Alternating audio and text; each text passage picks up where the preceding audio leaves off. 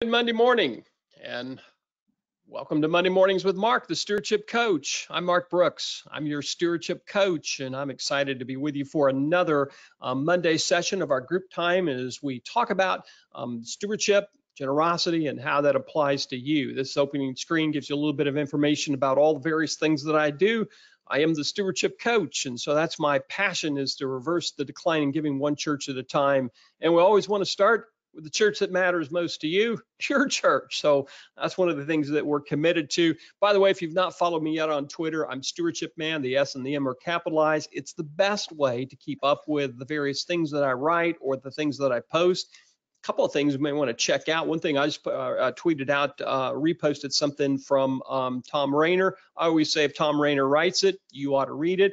Interesting take on giving. So something you might want to keep apprised of.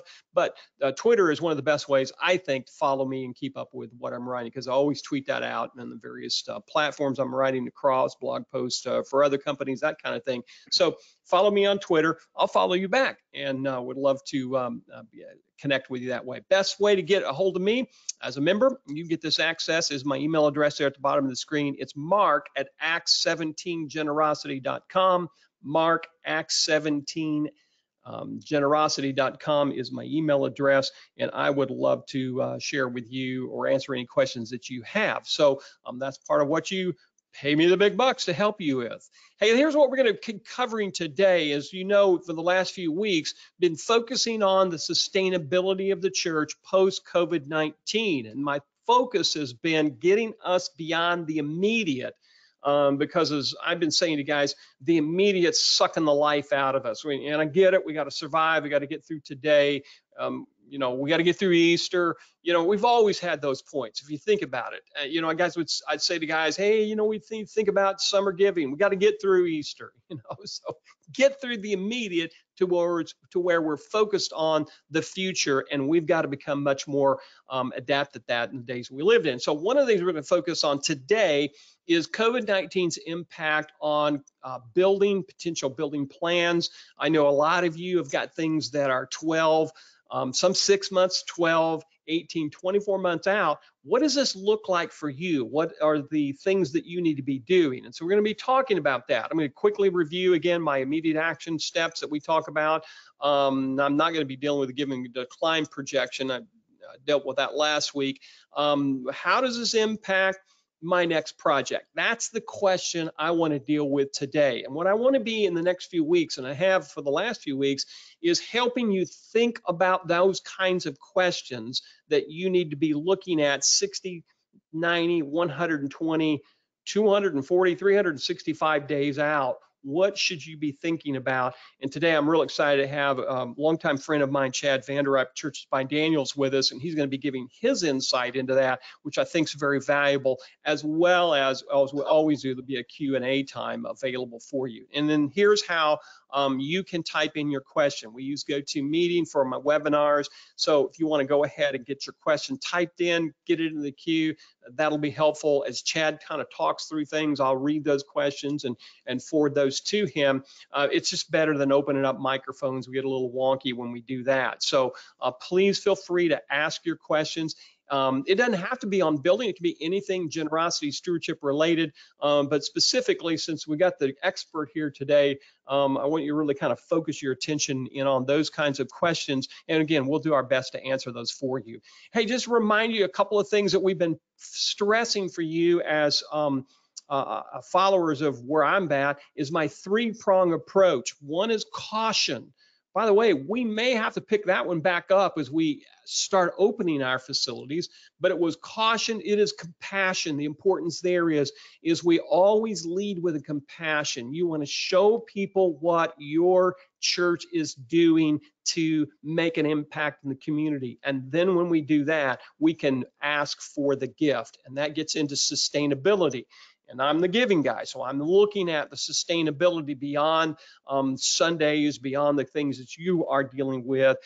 How does that play into our hands? And then here's what we've been looking through as we think through sustainability, to just keep you functioning, but have you thinking beyond, because again, we've got to think further down the road. So my immediate advice was cut your spending, cut your budget, cut any kind of wasteful spending that you have. And then that process, number 4, think 30, 60, 90, 120 days out. And then the fifth one is protect your assets, plural. And so that deals with some of the banking issues that we've had Dennis Moses on before, talking about what that's going to do to existing loans and potential future loans. The CARES Act we talked about last week. If you missed those are recorded that you can pick up. And then I think that protecting your asset also means, what is this going to mean for us when we start thinking about building that project that's been on the drawing board for the last 6-8 months, and we need it.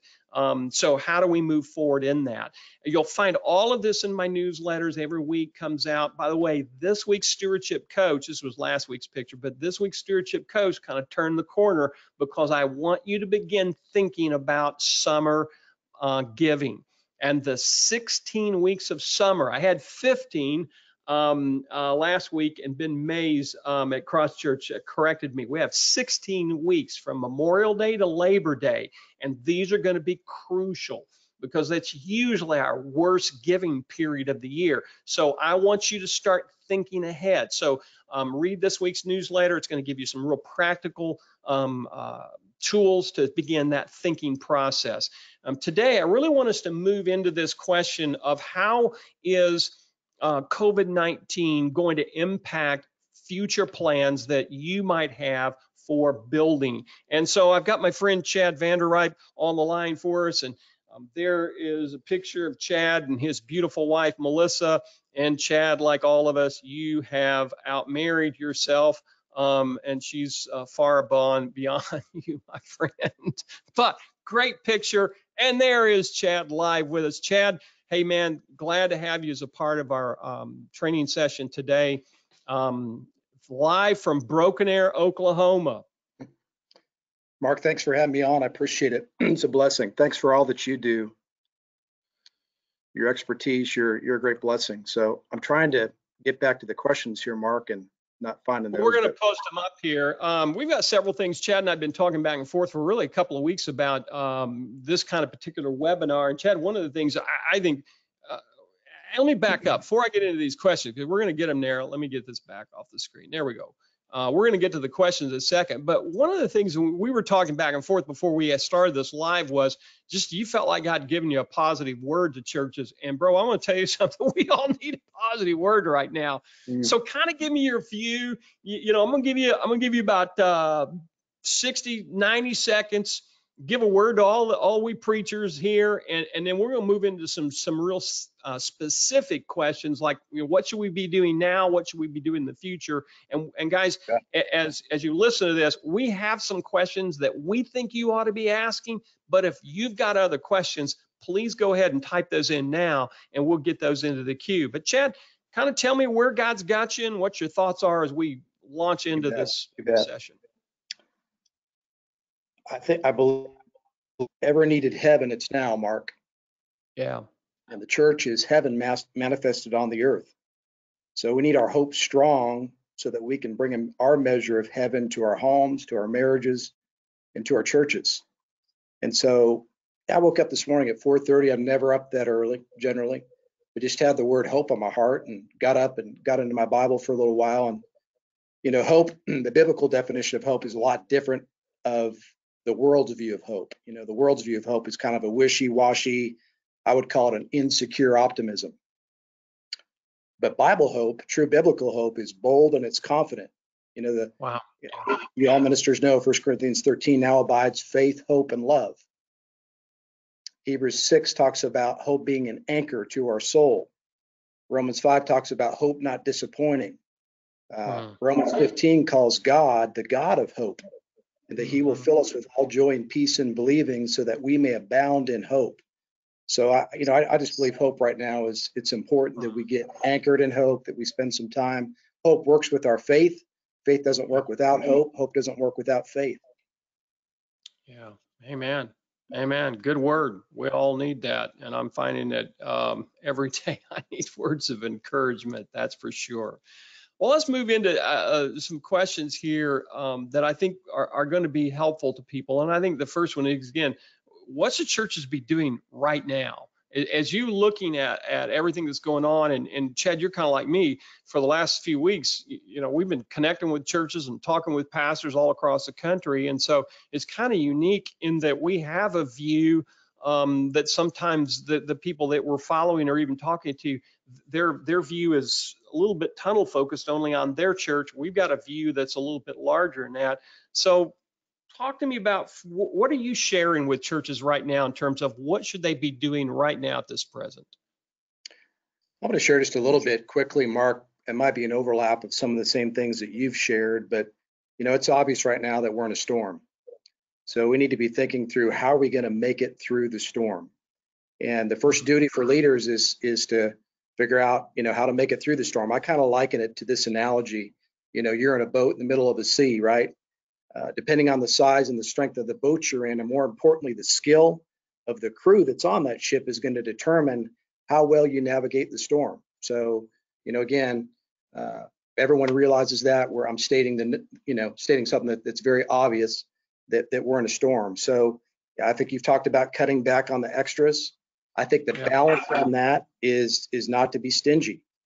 A couple other things that are real simple. I think your online presence, well, there's a lot of guys that have maybe a huge budget for technology. I don't think people are interested right now in fluff. They just want to be led. They need leadership. They're looking for leadership that ministers hope. That's a good word. I think another big key that I'm seeing, and we're probably connected to about 600 or 700 churches. I'm probably in conversations right now with about 100 different churches. I know guys that seem to be doing really well or having some success in the midst of this storm is guys that are reaching out into the community. Yeah. And so, now's a good time to reach out. A couple other thoughts. I think now is a really good time to think critically. I heard a mentor of mine once say, think yourself clear and pray yourself through. So now's a good time to be thinking. Proverbs 4 talks about pondering the path of your feet. Now may be a good time to think through things and ponder the direction that the Lord has for you. I found that a lot of churches, oftentimes churches don't think about what they need, whatever that might be, until it's right then. I like I borrowed your phrase many times, Mark, the tyranny of the urgent. We've got to be thinking further down the road. We help a lot of churches with what we call refreshes. And here's another analogy. Think of a friend or family member's house that you may have been to and you really liked. Maybe it's got an open concept and it's really clean. Part of a growing church is providing an environment that people like to come to. So maybe now's the time to do some evaluation of your own facilities. Even if it's not a building project, maybe it's a refreshing project, a remodel project. Because we're going to get through this. And again, we don't want to be behind the 8 ball. When the economy's up and going again, we don't want to be behind 3, 4, 5, 6 months. We want to try to stay ahead of things. Yeah.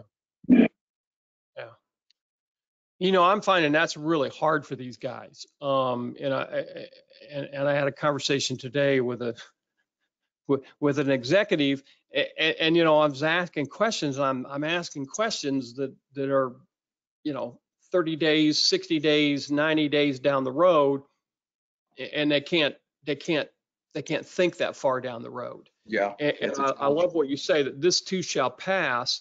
And I think we're learning a lot about ourselves. We're learning a lot about leadership. But I also love what you said, that I call it's a pivot point time in our history. It is a great opportunity to use this crisis, moving forward. And I think, I really appreciate what you said, because I think that's the kind of thinking that is going to help us through. And I'm just saying to guys, you know what? Take 1 hour out of your busy week and just stop and reflect and start thinking forward. I used to have a boss that every Saturday morning, he called that his thinking time. And so he just sat in his recliner and with a an old yellow legal pad and just write and think. And I think we need to get back to that, because my fear is that we are losing sight that, we are going to be through this. And it could be just a few weeks, it could be a few months, but we're going to get through this. What's that look like on the other side? And if we're too focused on the immediate, I think we're going to get crushed. And those things help encourage your hope too, what you just described.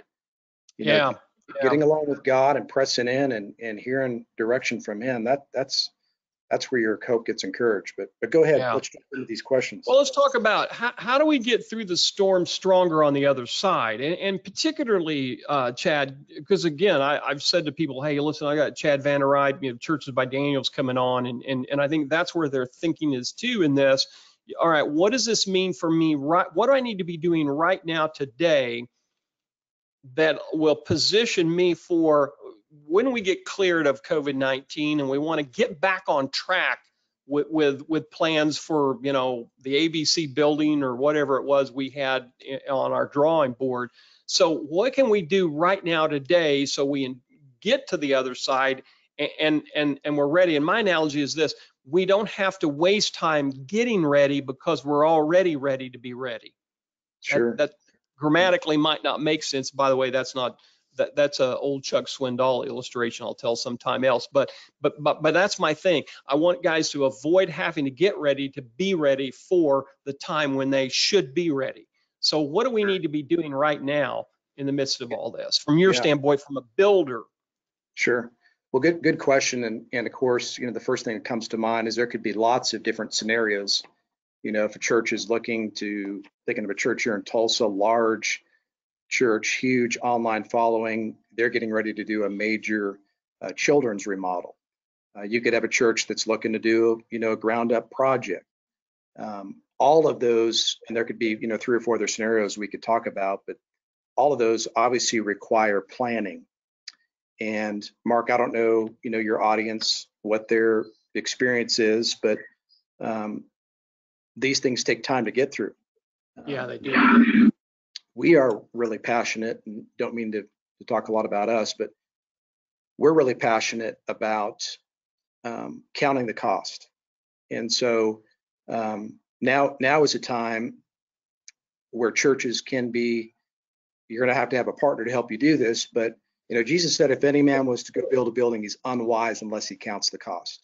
When we talk about projects, I think it's really important for churches and church boards and pastors to really be trying to identify what total project costs are.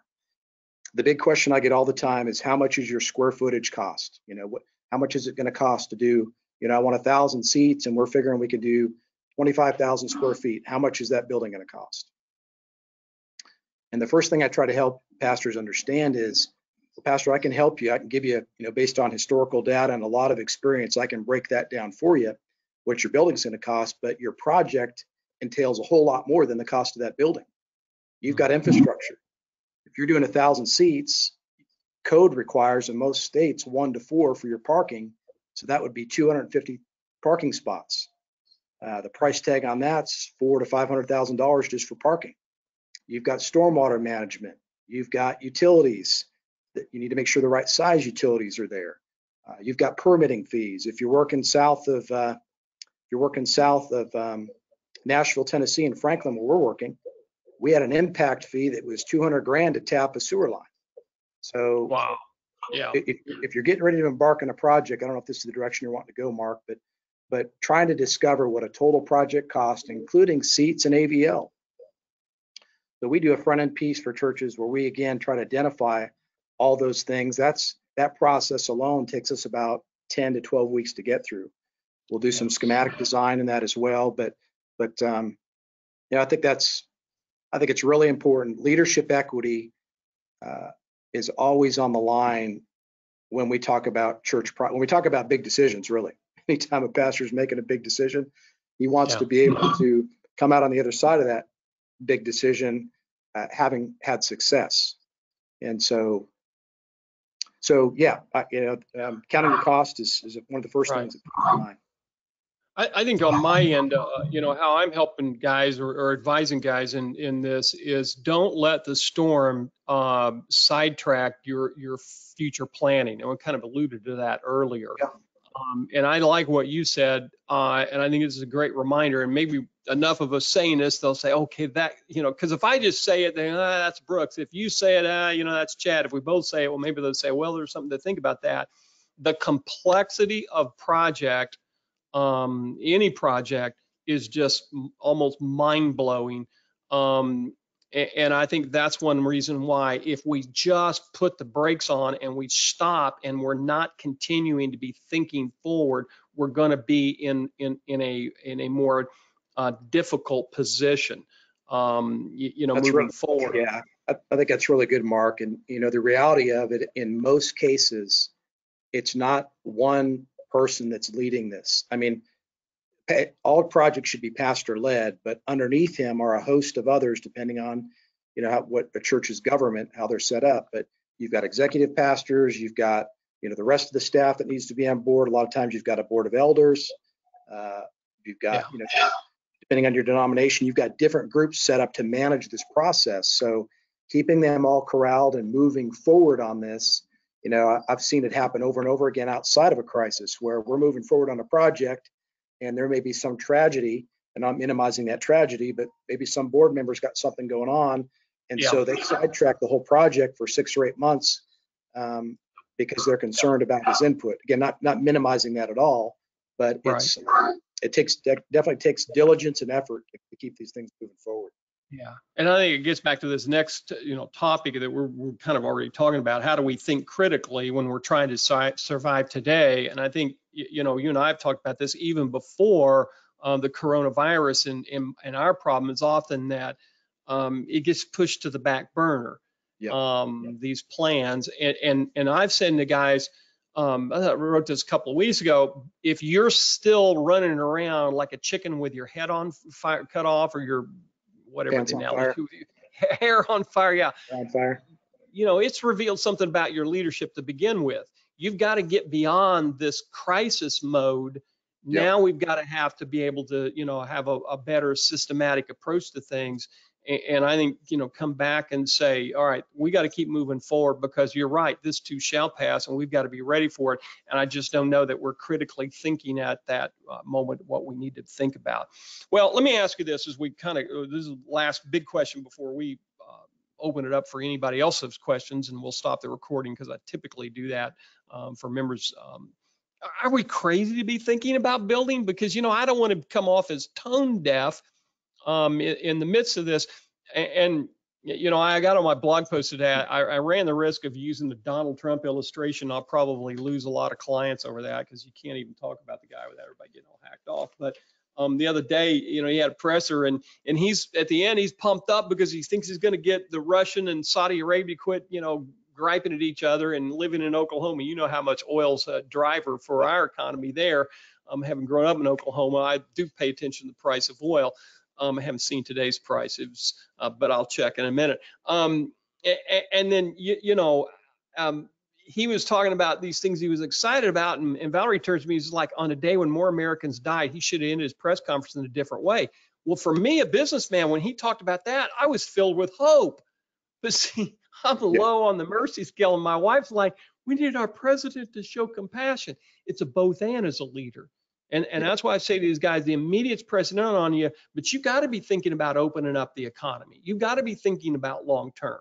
And that's where we're at here. So from your standpoint, what should a church be doing specifically right now? I've got a project out there. We were talking about it in 2021. Is it still viable to do that? And what do I need to do now within the next 3 to 6 months, let's say, so that I stay on track for that project in 2021, whatever it is? Does that make sense? Yeah, makes sense. Yep.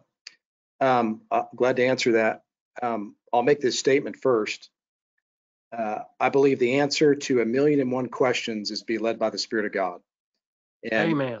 And so, being led in your heart on things is just so important. But I think it's also good to answer that question directly.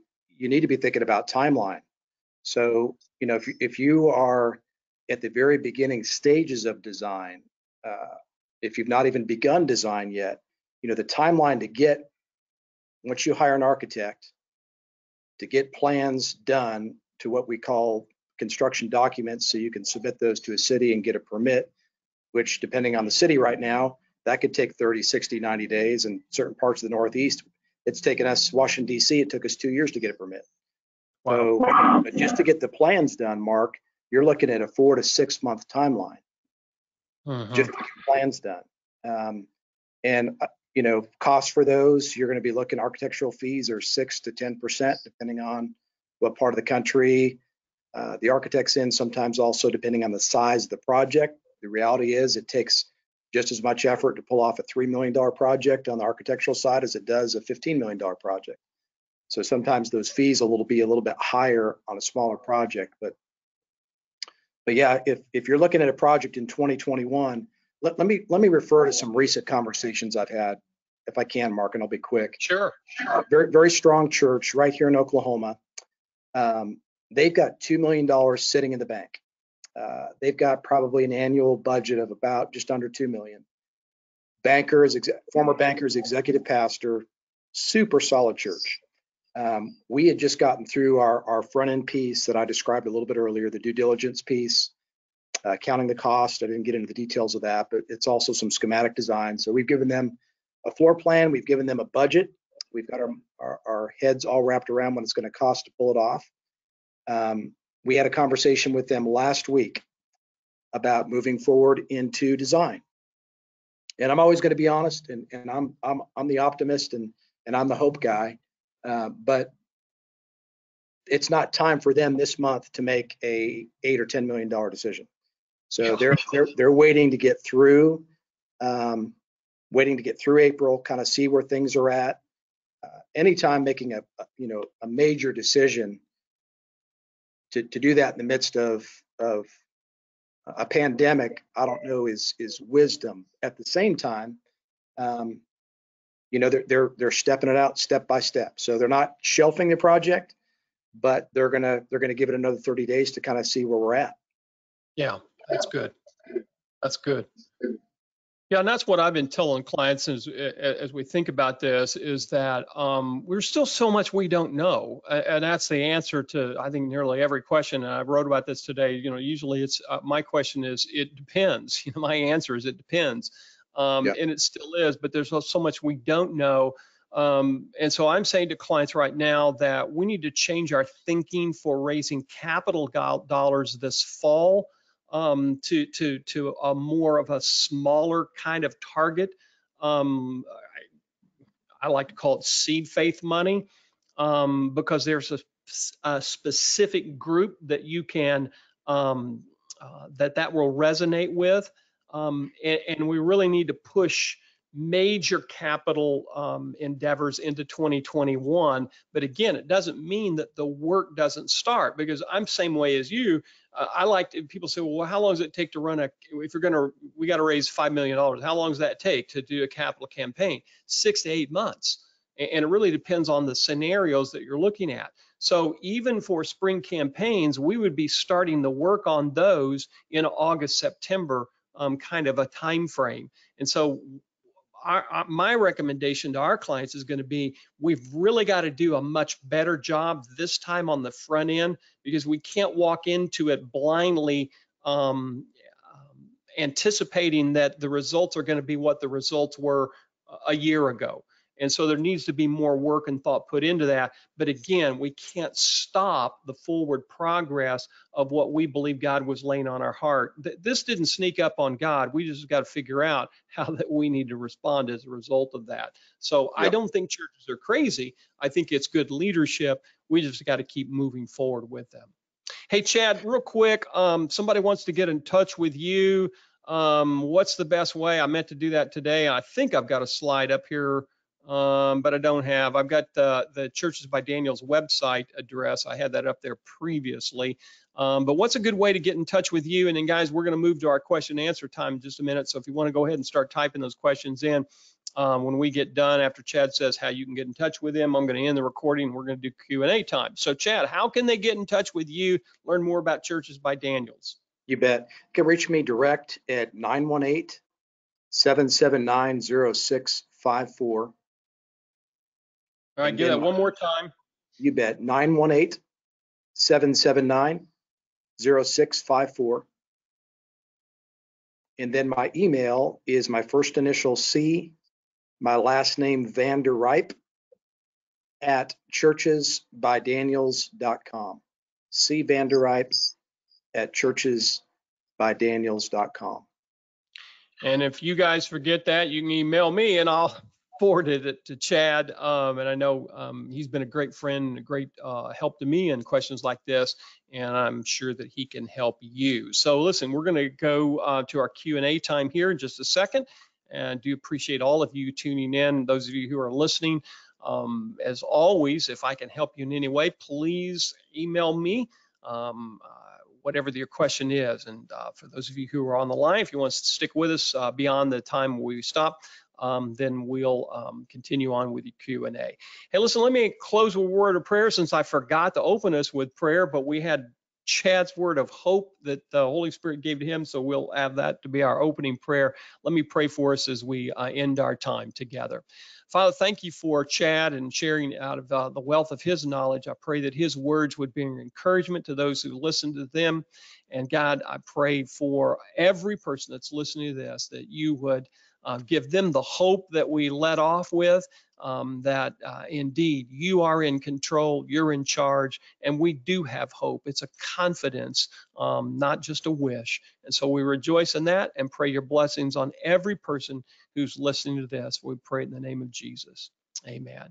Thanks for being a part of this edition of Monday Mornings with Mark, the Stewardship Coach. Look forward to some more sessions with you next week. We'll be live again, teaching something else about generosity, helping you reverse the decline in giving, one church at a time, beginning with your church. Thanks for tuning in.